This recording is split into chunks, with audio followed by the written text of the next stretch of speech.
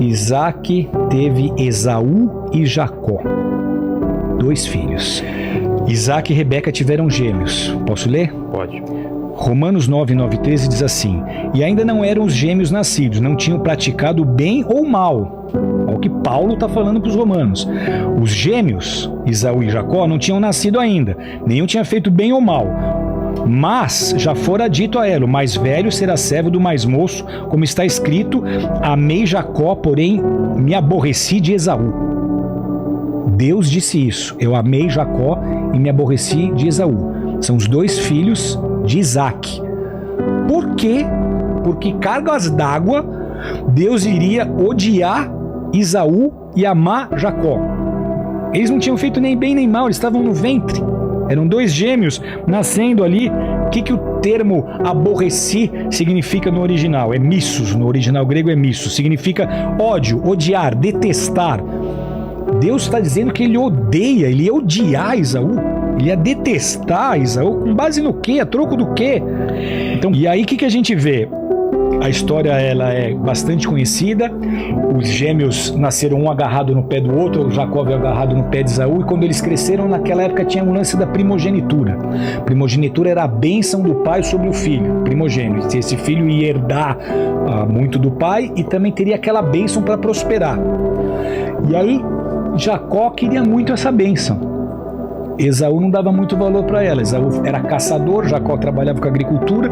Esaú chega do campo faminto depois de uma caça e Jacó tinha feito um guisado de lentilhas para ele. Quando Esaú chega, ele fala: estou com fome, me dá esse guisado. Ele fala: me dá o teu direito de primogenitura. E ele, não valorizando o direito de primogenitura, ele falou: tá, pode ficar para você, me dá o guisado. Mas não levou a sério, achou que isso não ia se concretizar, me dá o guisado. Ele, sabendo disso, falou: agora o direito é meu. O pai já está velhinho, Isaac está velhinho, ele passa pele de animal no corpo para ficar peludinho, porque Esaú era peludo, era ruivo e peludo, fica com cheiro de caça. Vai lá no pai, ele já meio velhinho, ceguinho, ele abençoa Jacó em vez de abençoar Esaú. Quando Esaú fica sabendo, Esaú ficou enlouquecido.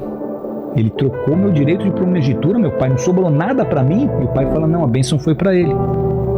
E a bênção era espiritual, porque naquele momento o que Esaú tinha era uma campa, um túmulo. Sim. Não tinha nada para deixar para os filhos. Então era a bênção: com essa minha bênção você vai prosperar. E aí Jacó tem que correr, tem que fugir. Ele vai parar lá na casa do tio Labão.